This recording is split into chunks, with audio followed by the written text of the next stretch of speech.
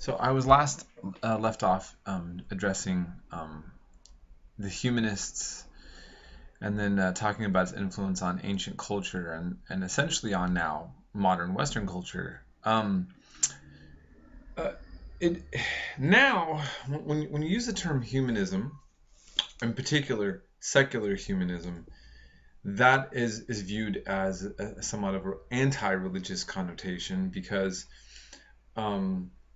secular humanism in the modern context usually refers to somebody who focuses on basically the value of human beings outside of religion. And so it's kind of viewed that term as being someone opposed to a religious world order, okay, secular humanist. And sometimes you'll hear religious leaders decry the failures of secular humanism in society.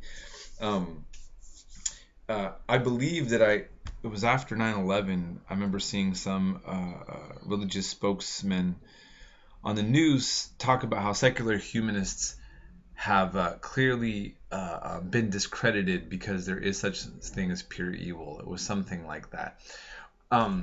Anyhow, my point is that that term now has a different connotation than it did then. So I just want to bring that up.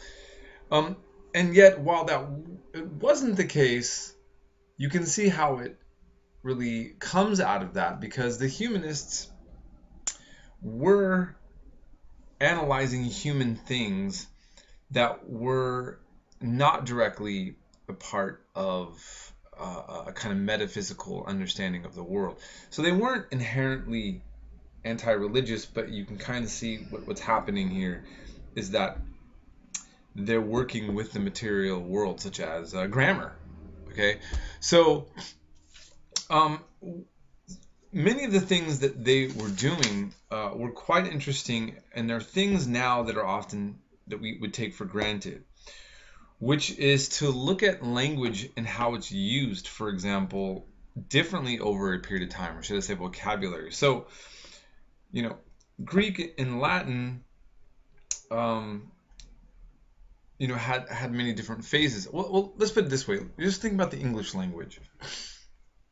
The term make love. My great aunt and uncle were very, very conservative. And there was a poem that my great grandmother wrote for my great aunt that she had and put up on the bathroom in a frame.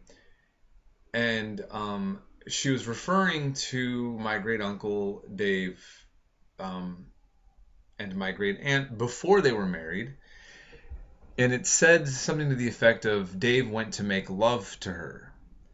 And I remember reading it going, oh, whoa, this is not what you expect from a very Calvinist household. And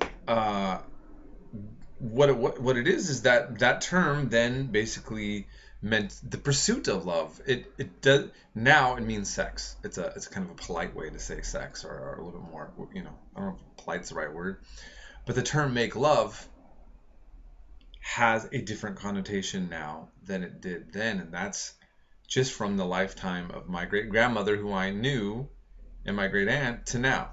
The word gay is the same thing. It meant happy before in old songs. I was watching with my daughter a Felix the Cat cartoon. He talked about being gay.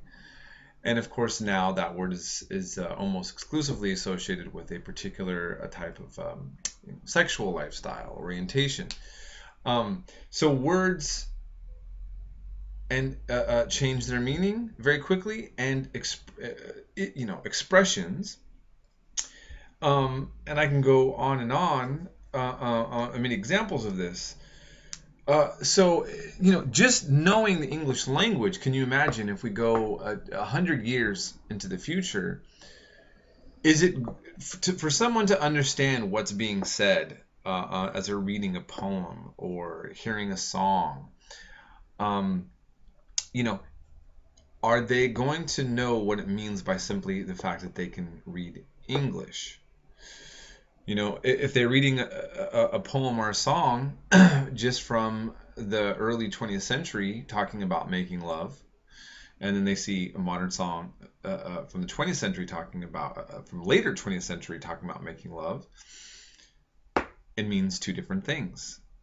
How would they know that 100 years later?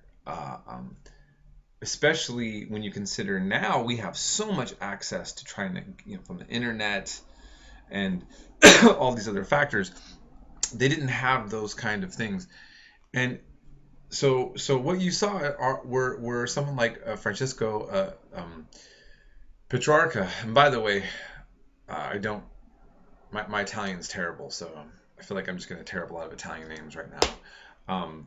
But this was a very groundbreaking thing to do, which is to create a method called Philology. And it's the meaning of words in a specific historical context. That's what we're talking about. And it's so significant that what he was able to do, and the humanists were able to do with this, is discover forgeries in documents. And this, the best, most groundbreaking was what Lorenzo Valla was able to do. He basically, there was a text called Donation of Constantine, okay? And the church had this, and they even have pictures of this depicted. I mean, this became a very established fact of history, that Constantine basically gave over imperial authority in Italy to the Pope in the 4th century. But as these humanists were going back and looking at words, he then saw a certain vocabulary pop up in the text that only could have come later. I mean, so for example, imagine if we say internet or Google. Well, a historian 100, 2,000 years from now, right, could, if a random text was found, you would know that if the internet was invented at a certain time and was only used in this time period, and that term comes later, that term would have not been in World War I era, World War II. Much of the Cold War, it wouldn't have been there. So you can pinpoint a time frame just based on the word alone. So they were looking at this, and one of the words was satrap, and he was realizing, wait a minute, this word wouldn't have been in an older 4th century Latin text. And this investigation enabled them to discover this was in fact a forgery that obviously somebody in the church wanted. It gave the church this kind of authority that obviously was created, and it undermined the church authority. And so everybody kind of just said, wow, first of all, this kind of evidence is irrefutable for the most part. And it really brought in people seeing the importance and the power of having this kind of knowledge. Okay, very important. And then, there was this exploration of the past and kind of reinventing themselves based on this reinvigorated learning of the past. And so you had even what was called civic humanism. You had these ideas that people came up with to live in a certain way and to have this kind of well-rounded personality. I mean, as the text pointed out, that now, while this was a male-dominated before, humanist curriculum persists in the general education requirements of modern American universities, which require students now of both sexes to obtain intellectual breadth before they specialize in a narrow professional training. So this is actually why some of you bemoan this, right? I said to myself, I'm going to be a history major and I have to take math, which I stink at, and math that I'm never going to use. I had to take science classes. Earth science was interesting, but very difficult for me.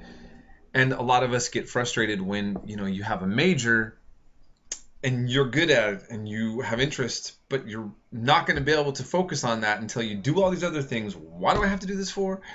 And, sometimes you get people saying, what's the point of all this stuff in college? It's a waste of time.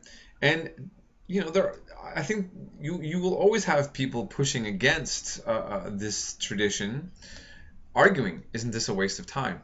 I would argue the opposite, despite my own frustrations with it. This Renaissance idea, the idea of being a Renaissance person, was that you are a person of culture and understanding of the world.